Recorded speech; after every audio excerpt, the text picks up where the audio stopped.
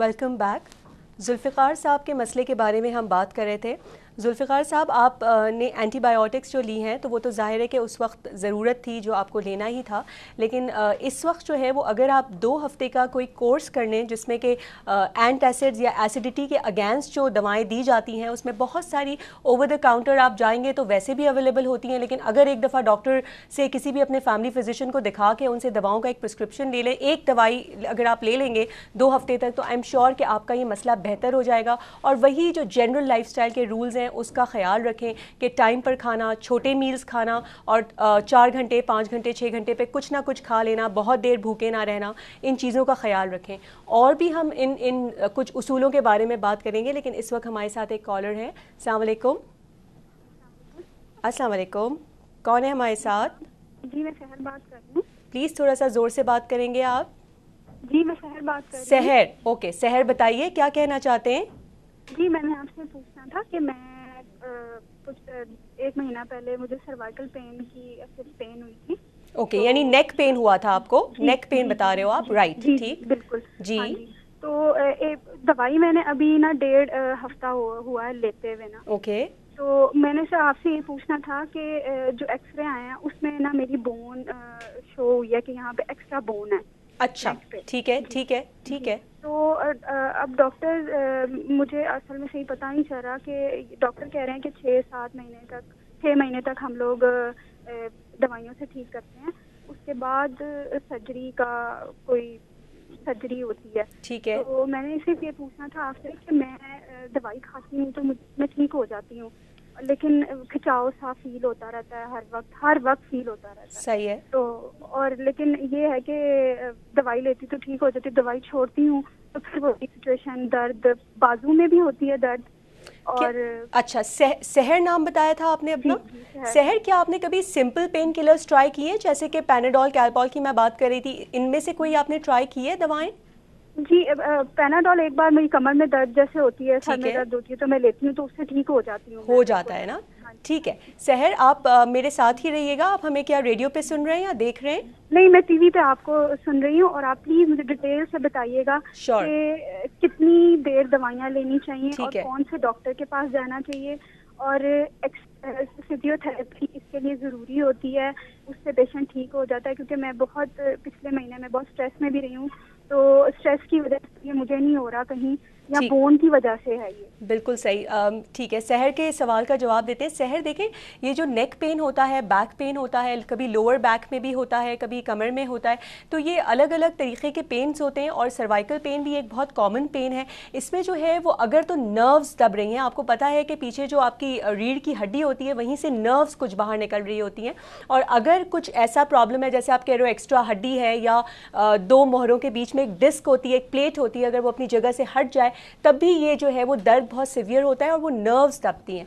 अच्छा, नर्व्स के दबने के सूरत में जो पेन किलर्स दी जाती हैं वो आम पेन किलर्स नहीं दी जाती हैं, उसमें कुछ खास नर्व्स के लिए पेन किलर्स दी जाती हैं, और उसका पेट पे कोई बहुत ज़्यादा बुरा असर नहीं होता। हालांकि ऐसा है कि दवाओं का जाहिर है कि एक लॉन्ग टर्म अगर कोई भी दवाई इस्तेमाल करेंगे तो उसका बुरा असर होगा, लेकिन आई एम श्योर कि अगर वो सर्जरी से बचने के लिए आप पेन अगर आपका बेहतर हो जाएगा तो शायद आप सर्जरी से बच सकेंगी। जिस तरह मैं समझ रही हूँ आपकी कंडीशन को, आई एम श्योर आपका कोई MRI हुआ होगा या उसमें देखा होगा कि किस हद तक जो है वो आपकी कोई नर्व्स दब रही हैं या क्या प्रॉब्लम एक्चुअली है। तो ये सब लेकर आपको एक न्यूरोलॉजिस्ट को दिखाना चाहिए, या आप किसी ऑर्थोपेडिक सर्जन को भी दिखा सकते हैं, यानी किसी हड्डियों के डॉक्टर को भी दिखा सकते हैं, और दूसरा न्यूरोलॉजिस्ट को भी दिखा सकते हैं। तो डिपेंडिंग, अगर नर्व का मसला है तो न्यूरोलॉजिस्ट के पास, और सिर्फ हड्डी का मसला है तो फिर एक ऑर्थोपेडिक यानी कि हड्डियों के डॉक्टर के पास आप जा सकते हैं। एक और कॉलर है हमारे साथ। अस्सलाम वालेकुम, कौन है? जी अस्सलाम वालेकुम, जी फैसल बात कर रहा हूँ कराची से। जी फैसल, अपनी एज प्लीज बताएंगे? जी 42। ओके जी, जी बताइए फैसल, क्या प्रॉब्लम डिस्कस करना चाहते हैं? पेशेंट हूँ और मुझे कार्डिक प्रोडक्ट्स यूज कर रहा हूँ, ड्रग्स यूज कर रहा हूँ। ओके, दवाएं हार्ट की, पीपीआई उन्होंने मुझे ठीक है दी थी साथ में। ठीक है, लेकिन मसला ये है, मैंने सुना है कि पीपीआई जो आपके क्लोपिडोग्रेल या फिर एस्प्रिन जो होती है उसके इफेक्ट को मिनिमाइज कर देती है, क्या ये बात सही है क्या? ओके, यही सवाल है आपका? जी मेरा यही सवाल। ओके फैसल, हमारे साथ ही रहिएगा। टीवी पर देख रहे हैं आप हमें? जी जी बिल्कुल। राइट, ठीक है, देखते रहिएगा जी। ये बात कुछ हद तक ठीक है कि ये थोड़ा सा असर को, जाहिर है कि एक मैदे में ये एक डिफरेंट अननेचुरल सिचुएशन क्रिएट करती है, तो जाहिर है कि दवाओं की एब्जॉर्प्शन पर उससे फ़र्क पड़ सकता है, दैट्स राइट। लेकिन द थिंग इज़ कि एस्कार्ड ऑलरेडी, हालांकि बहुत छोटा डोज होता है, एस्प्रिन का एक इसमें छोटा डोज होता है, लेकिन कभी कभी कुछ लोग इससे भी इंटॉलरेंट होते हैं, यानी कि आप जो है वो नहीं इस्तेमाल कर पाते हैं। कुछ लोगों को इतनी बदहज़मी और इतनी जलन होती है सीने में कि वो एस्कार्ड भी नहीं ले पाते। इसी तरीके से कोई और अदर रिस्क फैक्टर्स हों, जैसे खुदा न खास्ता कभी मुंह के थ्रू ब्लीडिंग हुई हो या कभी वॉमिटिंग में ब्लीडिंग हुई हो, तब भी एस्कार्ड इंडिकेटेड नहीं होती है। लेकिन अगर तो आप पीपीआई, यानी पीपीआई एक ऐसी दवाई की ग्रुप है जो कि पेट की एसिडिटी को कम करता है, अगर उससे आपकी एसिडिटी कंट्रोल में रहती है और एट द सेम टाइम आप एस्कार्ड और क्लोपिडोग्रेल दोनों चीज़ें इस्तेमाल कर सकते हैं, तो I think it's worth it. क्योंकि अगर आप नहीं यूज़ करेंगे तो फिर इतना प्रॉब्लम आपको होगा कि वैसे भी आप दवाएं छोड़ देंगे। तो अगर कुछ दवाओं का असर कम भी हो जाए लेकिन आप उसको ले सकते हैं तो वाई नॉट, राइट। तो हम ये बात कर रहे थे कि इससे जो है वो ये बदहज़मी के कौन कौन से रेड फ्लैग्स होते हैं। इसमें देखें, अगर तो आपका वज़न कम हो रहा है बहुत तेज़ी से, यानी ख़ास तौर पर अगर आपने 5-6 महीने में 5-6 kg लूज़ कर दिया, या फिर खुदा न खास्ता कभी भी खून आए वॉमिटिंग में, या फिर आपको निगलने में तकलीफ़ हो इस तरीके से कि जब आप निगलते हैं खाना तो ऐसे लगे कि फंस जा रहा है खाना और नीचे की तरफ नहीं जा रहा, और पानी लेना पड़े, और बहुत दफ़ा पानी लेने से भी जो ऐसे लगे कि पानी भी फंस रहा है, तो यकीनन आपको डॉक्टर के पास जाने की ज़रूरत है।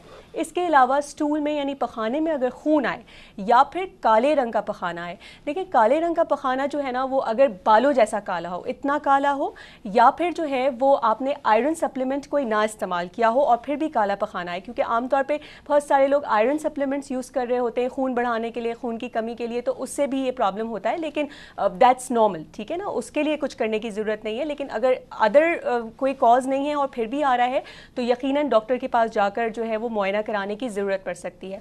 एक और कॉलर है हमारे साथ। अस्सलाम वालेकुम, कौन है हमारे साथ? जी, अपना नाम बताएंगे प्लीज़, थोड़ा सा ज़ोर से बात करिएगा। नजमा जी, नजमा बताइए। ये है कि मुझे पेशाब की मतलब वो है तकलीफ है, पेशाब की तकलीफ है। नजमा, उम्र बताएंगे अपनी? उम्र तो मेरी है ना 62 साल है। अच्छा, 62 साल है। और पेशाब में क्या जलन का मसला है आपको? नहीं, वैसे ही पेशाब ज्यादा आता है। ज्यादा आता है, यानी कि आप रात में कितनी दफा आपको उठना पड़ता है? रात को मैं 3-4 दफा उठती हूँ। अच्छा, और दिन में भी ऐसे ही चलता रहता है? हाँ, दिन में भी बहुत दफा आता है। अच्छा, क्या ये नई बात है या ये काफी अरसे से चल रहा है? ये काफी अरसे से चल रहा है। कितना टाइम हुआ? साल हुए। सालों हो गए? तो आवाज कबूतर लगेगा। अच्छा, ये बताइएगा कोई बुखार होता है इसके साथ? ओके, कॉल ड्रॉप हो गई है, लेकिन मेरे ख्याल में नजमा की बात मुझे कुछ हद तक तो समझ आ गई थी। बार बार पेशाब आने के बहुत सारे रीज़न्स हो सकते हैं। देखिए, एक तो ये रीज़न है, डायबिटीज़ एक बड़ा कॉमन रीज़न है। तो अगर तो ये प्रॉब्लम, आपने कभी भी आज तक अपना शुगर चेक नहीं करवाया, तो ज़रूर एक दफ़ा अपना शुगर चेक करवा लें। ख़वातीन को बहुत सारे बच्चे होते हैं ख़ास तौर पर जिनके, उनको जो है ये प्रॉब्लम होती है। बार बार पेशाब आने के अलावा बहुत तेज़ी से होता है और इस तरह के जैसे आपको भागना पड़ता है, कभी कभी ऐसा भी होता है। या फिर आप हंसते हैं या खांसते हैं तो भी आपका थोड़ा सा यूरिन लीक हो जाता है। ये मसले बहुत आम हैं और यकीनन हमें इसके बारे में और भी ज़्यादा बात करने की ज़रूरत है। एक यूरिन का टेस्ट अगर आप करा लें और एक आप शुगर टेस्ट करा लें तो मेरे ख़्याल में कुछ चीज़ें हम उससे रूल आउट कर सकते हैं। एक इस वक्त हमारे साथ कॉलर है। अस्सलाम वालेकुम, कौन है हमारे साथ? मैं अली बात कर रहा हूँ कराची। अली, थोड़ा सा प्लीज टीवी का वॉल्यूम अपने लो कर देंगे। मैडम बंद कर दिया। Okay, thank you so much Ali. बताइए अली। मेरे मैडम मसला है कि मैं कोई भी चिकनी चीज खाता हूँ ना, तली हुई कोई चीज, ठीक, तो मेरे को फौरन खट्टी डकार है और बदहज़मी हो जाता है। ओके। और कभी कभार गैसेस का प्रॉब्लम भी होता है। पेट फूलता है आपका? पेट फूल जाता है? कभी कभार महसूस होता है। ओके, रोजाना नहीं होता? नहीं रोजाना होता, जैसे खाना ज्यादा खा लीजिए, बिरयानी वगैरह खा लिया, ये खा लिया, ठीक है। तो ये क्या बहुत अरसे से चल रहा है आपको? बहुत अरसे से ये मसला चल रहा है आपके साथ?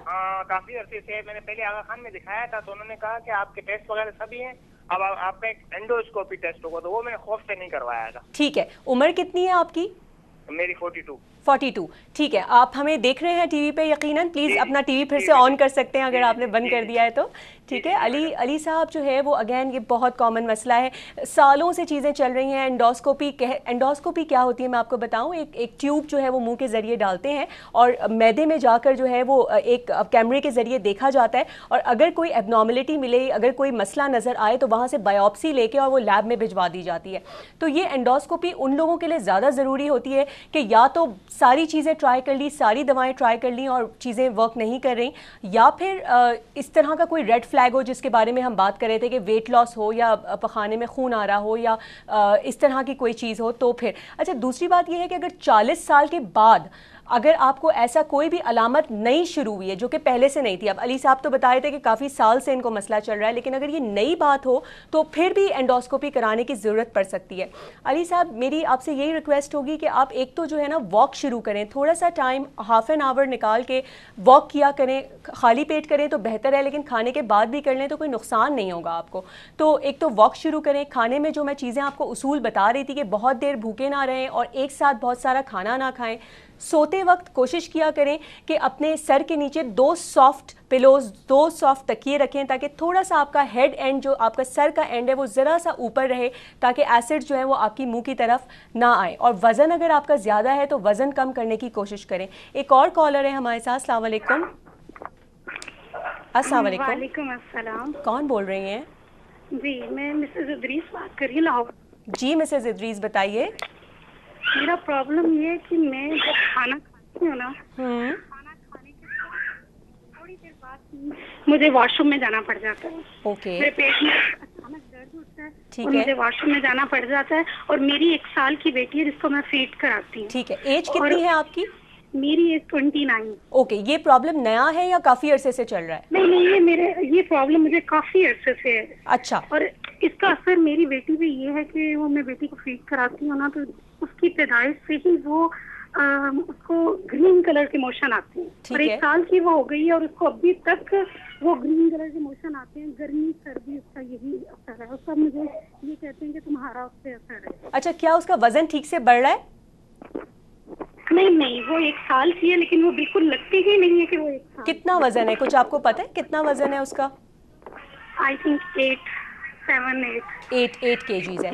ठीक है। आपने कभी ये नोट किया है मिसेस इदरीस के पहले कभी आपके एग्जाम्स जब होते हो या बहुत ज्यादा स्ट्रेस होता हो तो ये प्रॉब्लम की शिद्दत बढ़ जाती हो?